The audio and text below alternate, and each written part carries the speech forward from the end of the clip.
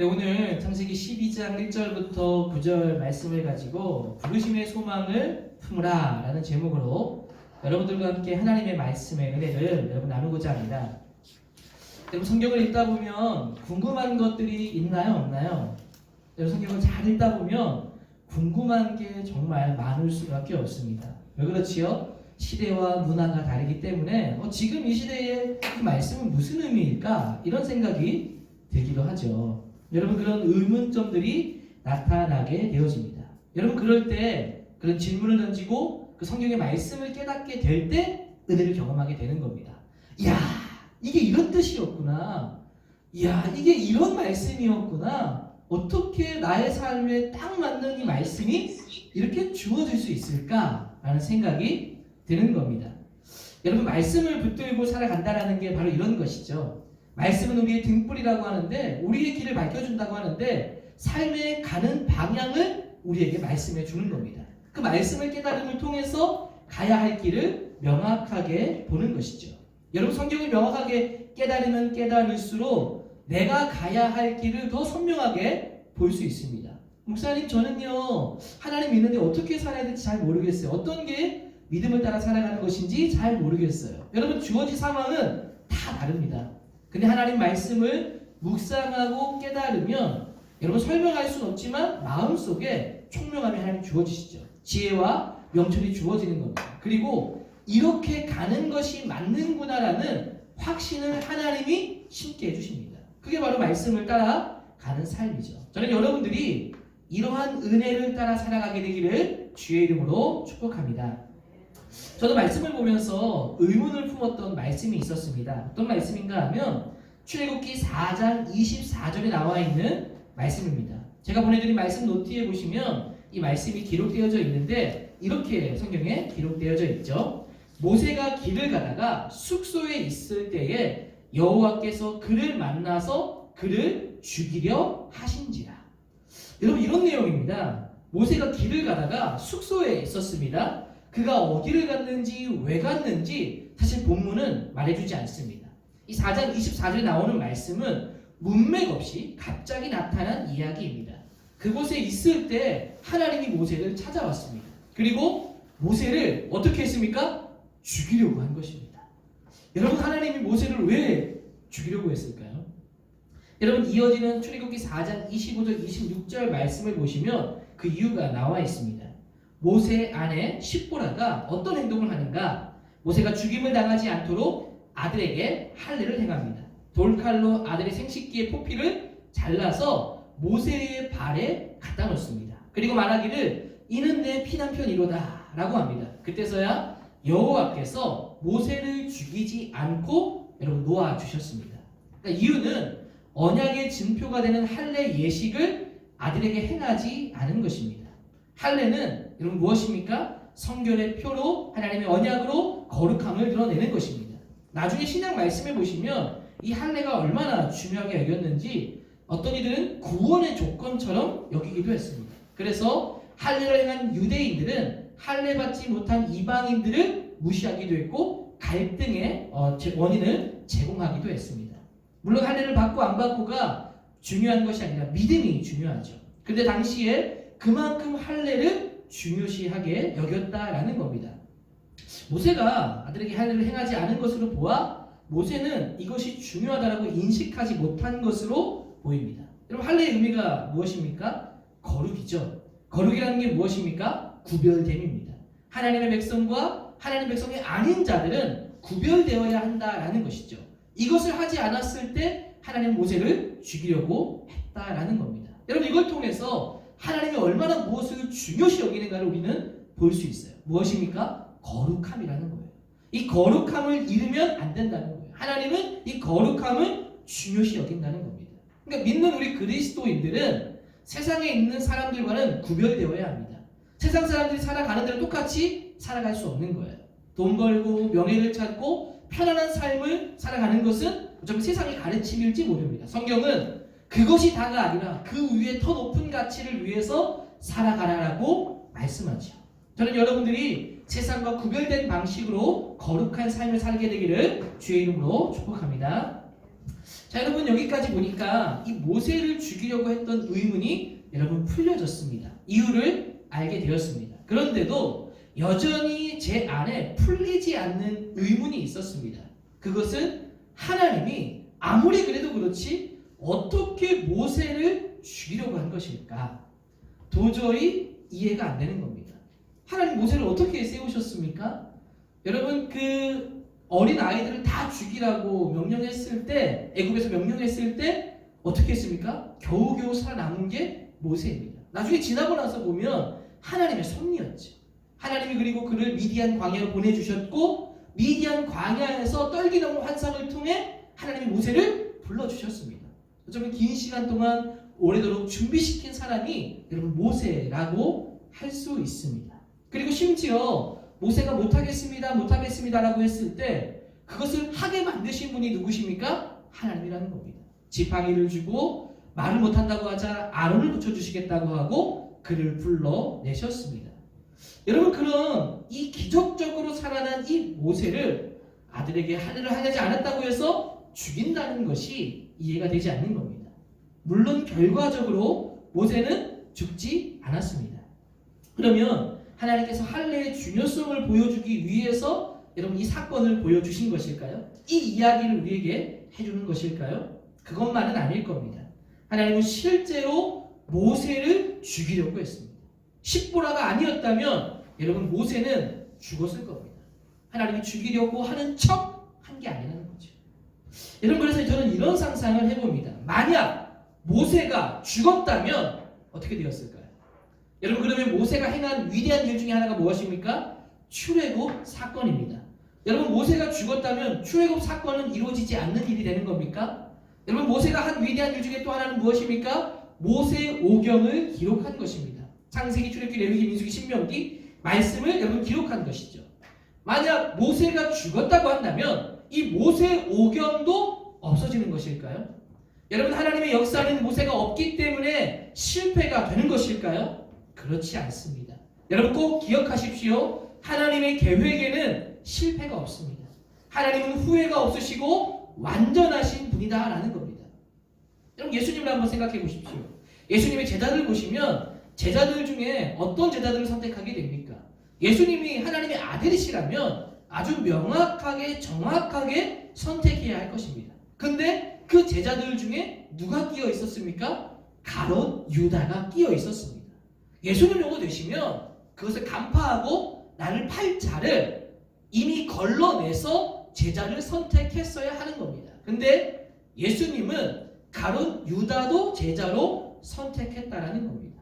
결국 어떻게 되었습니까? 가롯 유다는 예수님을 팔아버렸죠. 그런데 여러분 그렇다고 해서 그 예수님께서 그 팔아넘기고 죽임을 당했다고 해서 그 하나님의 계획이 실패되었습니까? 가룟 유다가 있었다고 해서 하나님의 계획이 멈춰지게 되었습니까? 아닙니다. 하나님의 계획은 실패되지 않았습니다. 하나님의 계획은 완전하게 이루어져 갔다는 겁니다. 여러분 그래서 중요한 전제가 있습니다. 바로 무엇입니까? 우리의 눈으로, 인간의 눈으로 볼 때에는 실패처럼 보이는 일이라 할지라도 하나님께서는 반드시 그 일들을 이루어 가시는 분이라는 겁니다. 자, 설령 모세가 죽었다 하더라도 이 4장 24절에 모세를 죽이러 왔을 때 실제로 모세가 죽었다 하더라도 여러분 출애굽과 하나님의 구원의 역사는 이루어져 간다는 겁니다. 아마 대신 모세를 대신해서 세울 사람을 찾는 동안에는 시간이 걸릴지 모르겠습니다. 그러나 하나님은 또다시 사람을 세워서 이 계획을 이루어 가셨을 것입니다.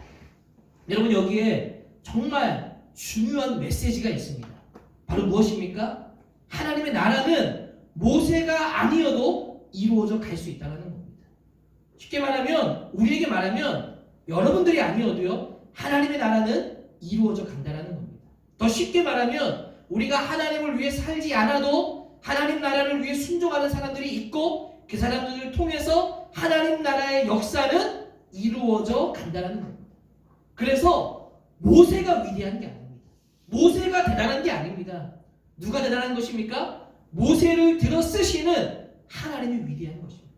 그러한 모세를 불러내서 그를 가게 하신 그 하나님이 중요하다고 위대하다라고 말씀하는 것입니다.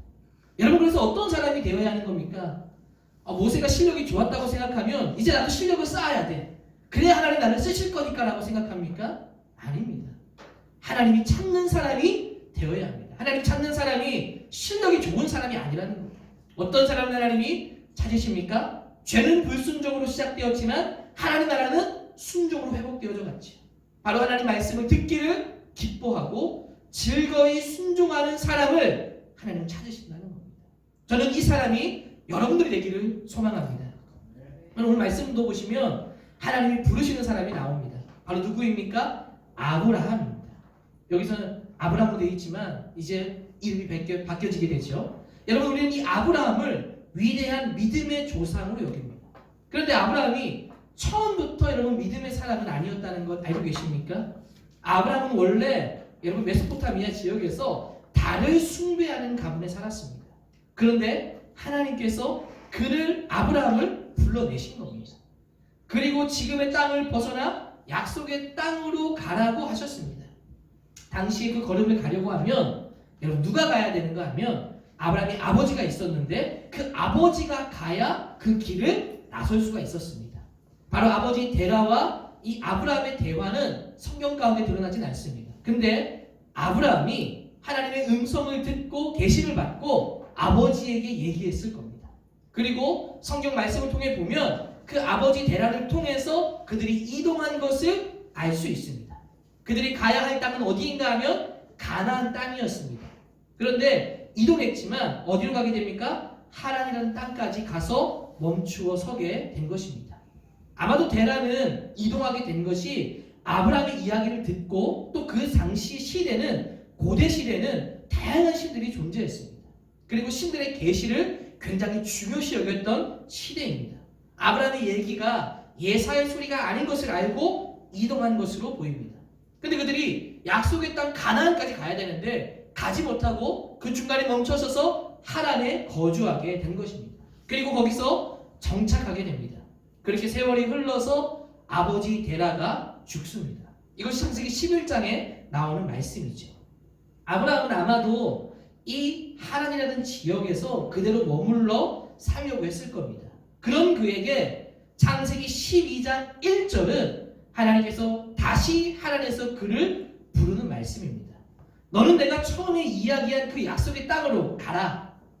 내가 너를 통해서 큰 민족을 이룰 것이다. 너는 복의 근원이 될 것이며 너는 복의 통로가 될 것이다. 하나님이 그런 아브라함을 다시 불러내고 있는 겁니다. 정착하려고 하는 아브라함을 흔들어 깨운 분이 누구십니까? 하나님이라는 겁니다. 아브라함이 열심으로 가나안까지 간 것이 아니라 하나님이 그 아브라함을 흔들어 깨워서 그를 강권적으로 부르심으로 그 믿음의 여정을 가게 하셨다는 겁니다. 아브라함이 한 것이 무엇밖에 없습니까? 그 말씀을 듣고 길을 나선 순종밖에 없습니다. 그를 가도록 재촉하시고 확신을 주시고 함께 해주신 것은 하나님이라는 겁니다. 무엇이 보입니까? 아브라함이 대단한 것이 아니라 그를 부르시고 그를 이끌어 가시는 하나님이 보이지 않습니다. 여러분 가나안에 들어와 있는 과정도 한번 보십시오. 오자마자 가나안에 도착했습니다. 기근이 온 것입니다. 기근이 오자 다시 어떻게 선택합니까? 그는 다시 가나안을 떠나서 애굽으로 가게 되어지죠. 잘못된 선택을 하고 있는 겁니다. 애굽에서 여러분 자신의 목숨을 지키기 위해서 뭐라고 말합니까? 성경을 보다 보면 참 재미있는 것들이 있는데 사라가 도대체 얼마나 예뻤을까 그런 생각을 들게 합니다. 갔더니 애굽에 있는 사람들이 다 수군대더랍니다. 사라가 너무 예쁘다. 아브라함도 심지어 이렇게 얘기해요. 당신은 너무 예쁘니까 사람들이 나를 죽이고 당신을 빼앗아 갈지 모르니 나의 누이라고 해주시오. 실제로 그런 일들이 일어났죠.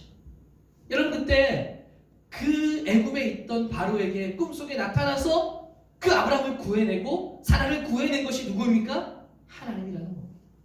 그리고 그 애굽 땅에서 다시 가나안으로 돌아오게 하신 분이 누구입니까? 하나님이라는 거예요. 여러분 무엇이 보입니까? 아브라함은 우리가 특별하게 생각하고 있지만 아브라함의 특별함보다 아브라함의 부족한 모습이 보입니다. 그리고 누가 보입니까? 그런 자도 특별하게 만들어서 인도하시는 여호와 하나님이 여러분 보이는 것입니다. 여러분 우리는 착각하지 말아야 합니다. 우리는 실력을 쌓고 더 높은 곳으로 가야만 하나님을 위해서 큰 일을 한다라고 생각합니다. 그러나 성경은 그렇지 않습니다. 성경은 실력을 보는 것이 아니라 우리의 믿음을 보시고 우리의 외모를 보는 것이 아니라 마음의 중심을 보시는 분이 우리 하나님이라는 것입니다. 아브라함이 위대한 것이 아니라 그와 함께 하시며 그를 사용하시는 하나님이 위대한 것입니다. 여러분, 우리의 시선이 아브라함을 이끌어가는 하나님께 향하게 되기를 주 이름으로 축복합니다. 그리고 하나님이 나를 통해서 일하기를 원하는 마음을 가질 수 있게 되기를 소망합니다. 여러분들은 하나님께서 나를 통해서 일하시면 좋겠다라는 열망을 가지고 있습니까? 하나님이 나를 통해서 하나님의 일들을 이루어가셨으면 좋겠다라는 그런 마음이 여러분들 가운데는 있습니까? 우리나라에서 큰 선교 집회가 있습니다. 요즘은 코로나로 인해서 어렵지만 선교 한국이라는 집회입니다. 모든 선교 단체들이 모여서 5일 동안 여러분 대대적인 집회를 매년 가졌습니다. 지금은 여러분 코로나로 인해서 모이기 어려운지 모르겠지만 그런 집회들을 가졌습니다. 여러분, 그냥 집회를 가질 때면 늘 빠지지 않고 등장하는 것이 그 설교 말씀을 듣고 결단의 기도의 시간을 가지는 겁니다. 선교사님들이 또 강사 목사님들이 늘 이런 얘기 하셨습니다. 오늘부터 선교사로 헌신하실 분들은 그 자리에서 일어나시기를 바랍니다. 그러면 실제로 많은 사람들이 일어났습니다. 거의 뭐 다 일어났죠. 그리고 그렇게 기도하고 서원했었습니다. 그리고 실제로 그런 서원을 따라서 선교를 나가신 분들도 많았습니다. 그런데 이것을 부정적으로 보는 사람들도 있었습니다.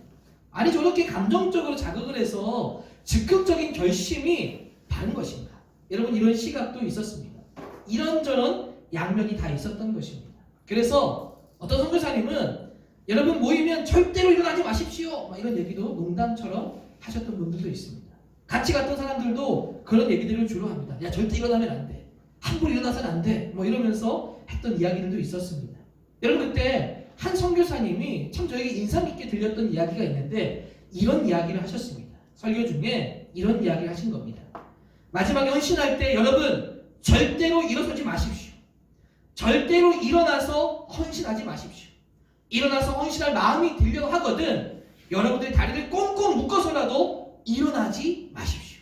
이렇게 얘기하는 겁니다. 그리고 이렇게 이야기해서 말하는 것이 무엇인가 하면 혹시나 내가 일어나서 선교사로 나가야 되는 거 아니야 라고 여러분 초조해하지 마십시오. 여러분, 하나님은 아무나 쓰시는 분이 아닙니다. 그렇게 원하지 않는 여러분들을 쓰시는 분이 아니라는 겁니다. 그리고 이렇게 이야기하는 겁니다. 그 다음에 이야기가 제 가슴에 울림이 있었습니다. 바로 이렇게 얘기하는 겁니다. 여러분들은 하나님께서 나를 부르지 않으면 어떡하지? 이런 생각을 해본 적이 있습니까? 다른 사람들은 다 부르시는데 나를 부르지 않으면 어떡하지? 왜 나를 불러서 나갈 사람들은 걱정하고 초조해하는 사람만 있는 겁니까? 나를 부르지 않으면 어떡하지 하면서 불안해하는 사람은 왜 없는 겁니까? 나를 불러주시지 않을까봐 떠는 사람은 왜 없는 겁니까? 여러분들은 어떻습니까? 공부도 해야 되고 학업도 해야 되고 할 일이 너무나 많은데 하나님을 위해 살아가야 된다고 하면 나를 귀찮게 하지는 않을까 이런 생각한 적은 없습니까? 나 학원 가야 하는데 자꾸 모이자고 해서 내 시간 뺏는 것 아니야 라고 이런 생각을 한 적은 없습니까? 나는 내가 원하는 대로 살고 싶은데 하나님 나를 귀찮게 부르면 어떡하지? 나는 성공도 하고 싶고 돈도 많이 벌고 싶고 더 높은 위치에 가고 싶은데 자꾸 하나님 믿으면 이렇게 하면 안 된다라고 하는데 자꾸 내 삶을 막으면 어떡하지? 이런 생각 한 적은 없습니까? 저는 반대로 여러분들에게 묻고 싶습니다. 하나님께서 나를 불러주시지 않으면 어떡하지? 이런 생각을 가지신 분은 없습니까? 하나님을 위해 살고 싶은데 하나님이 나를 불러주시지 않으면 나를 사용하지 않으시면 나는 어떡하지? 여러분 기억하십시오.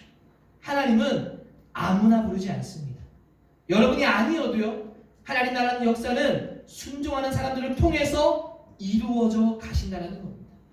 필립 얀시라는 분이 쓴 책 중에 교회 나의 사랑 나의 고민이라는 책이 있습니다. 여러분 그 책 속에 한 사람이 다른 사람의 말을 인용해서 빌에게 하는 내용이 나옵니다. 이런 내용이죠. 빌, 이 큰 배는 낡아서 삐걱거리고 흔들거린다네. 그래서 구토가 날 때도 있을 거야. 이 배는 그러나 목적지까지 잘 간다네. 언제나 그랬고 앞으로도 영원히 그럴 걸세. 자네가 있든 없든 상관없이 말이세. 여러분, 이 배는 어쨌든 간에 목적지까지 가게 된다라는 겁니다.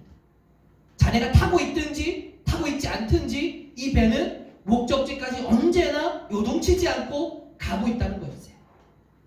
저는 여러분들이요, 나를 위해 살아가는 삶이 아니라 바로 하나님의 역사의 배에 오르게 되기를 원합니다. 하나님이 나를 그 배에 태워주시지 않으면 어떡하지? 여러분, 그런 마음을 여러분 가져야 되지 않겠습니까? 저는 그런 마음을 여러분들이 가지게 되기를 간절히 소망합니다. 하나님을 위해 사는 일이 짐이 아니라, 내 삶을 막는 일들이 아니라 그것이 영광임을 알게 되기를 소망합니다. 우리가 하나님의 형상을 따라 여러분 지음 받았습니다. 여러분, 어떤 세상으로 여러분 세상을 바라보고 있습니까? 우연히 태어난 게 아닙니다. 하나님이 여러분들을 창조하셨고 여러분들을 지으셨습니다. 여러분 땅을 지은 것이 바르게 보는 것이 세상을 바르게 보는 것입니다. 하나님이 창조한 것으로 나를 바라볼 때 세상을, 나를 바르게 볼 수 있는 겁니다. 창조한 것에는 목적이 있습니다. 바로 여러분들은 하나님을 위해서 지음받았다는 사실을 잊어서는 안 됩니다. 그래서 하나님을 위해 살아갈 때 내가 진짜 이 세상의 삶을 제대로 살고 있는 것입니다. 온전하게 살고 있는 것입니다. 우리의 삶은 어떤 삶이 되어야 되느냐? 부르심을 따라 살아가는 삶이 여러분 되어야 하는 겁니다. 여러분, 세상이 주는 기쁨은 절대로 영원하지 않습니다. 그 기쁨은 연기와도 같습니다. 더 쉽게 단적으로 극적으로 얘기하면 우리가 죽으면 그동안 쌓았던 모든 것들은 다 죽어가는 겁니다. 그러나 죽음조차도 끊을 수 없는 것이 무엇입니까? 하나님과 우리와의 관계라는 겁니다. 하나님과 우리와의 만남이고 하나님과 우리와의 영원한 삶이 있다는 겁니다. 무엇을 위해 여러분 살아야겠습니까? 하나님을 위한 삶을 살아야 하는 겁니다. 저는 오늘 말씀을 듣고 여러분들 마음속에 하나님 나를 불러주시기를 바라는 마음으로 기도하기를 원합니다. 나를 사용하지 않으면 어떡하지? 하나님 나를 불러주시지 않으면 어떡하지? 그런 마음을 여러분 가운데 품게 되기를 원합니다. 그리고 하나님을 위해서, 그 나라를 위해서 살아가는 삶이 되기를 주의 이름으로 축복합니다. 목사님 말씀을 묵상하고 준비하면서 저 스스로도 돌아봅니다. 여러분, 목사님은요 완전하지 않습니다. 부족한 투성입니다. 여러분 사이즈도 보십시오. 180 조금 안 되지 않습니까? 외모는 물론 여러분 너무나 부족한 사람이에요. 사실 여러분, 제가 이 영동교회 와서 여러분들과 사역하고 이렇게 좋은 교사분들과 함께 사역하는 거 저한테 너무나 큰 특권입니다. 사실 제가 아니어도요 너무나 실력이 출중하고 대단한 분들이 이곳에 올 수 있습니다. 저는 이런 마음을 품습니다. 하나님, 이 일에 내가 사용되기를 원합니다. 서울 영동교회 고등부에 내가 필요한 사람이 되기를 원합니다. 복음에 내가 가구 역할을 하기를 원합니다. 말씀으로 깨어내는 내가 되기를 원합니다. 하나님, 내가 그 일에 사용되기를 원합니다. 그런 간절한 소망을 가지려고 합니다. 저는 여러분들이요 저보다 다 뛰어나다고 생각합니다. 주님, 여러분들도 주님 앞에 그렇게 기도했으면 좋겠어요. 주님, 저를 통해서 일해주세요. 주님, 저도 하나님께 쓰임받고 싶습니다. 주님, 내가 주님 나를 사용하지 않으면 어떡하지라는 마음을 여러분 가지고, 그 마음을 가지고 기도하며 나아가게 되기를 축복합니다. 그래서 하나님께서 여러분들에게 마음을 주시고 하나님 나라를 위해서 거룩한 순종으로 함께 하나님 나라를 이루어가시게 되기를 원합니다. 여러분이 기도하고 나아갈 때 하나님 여러분들 불러내 주실 겁니다. 그리고 하나님 나라의 역사를 위해서 함께 나아가게 하여 주실 줄로 믿습니다. 그런 부르심의 소망을 품고 나아가는 우리 고등부가 되기를 주의 이름으로 축복합니다. 우리 같이 한번 들은 말씀을 기억하면서 함께 하나님 앞에 여러분 기도하면 좋겠습니다. 이런 말씀이 도전이 되었으면 좋겠어요. 하나님이 나를 불러주시지 않으면 어떡하지? 이런 생각 품어본 적 없습니까? 자꾸 나를 귀찮게 부르는 거 아니야 라는 생각 말고, 내가 하고 싶은 거 자꾸 막는 분 말고, 어떻게 하면 하나님 나를 불러주실까? 어떻게 하면 내가 하나님을 위해 살아갈 수 있을까? 여러분, 이런 부르심의 소망을 좀 품었으면 좋겠습니다. 오늘 기도할 때 하나님 이런 소망을 내 마음 가운데 품게 하여 주옵소서. 그리고 주님께서 나를 불러주시고 주님을 위한 삶이 되게 하여 주옵소서. 주님이 부르는 그 삶이 귀찮은 것이 아니라 짐이 아니라 영광임을 깨닫게 하여 주시옵소서. 우리 이렇게 말씀을 기억하면서 함께 기도하며 나아갔으면 좋겠습니다. 기도하겠습니다.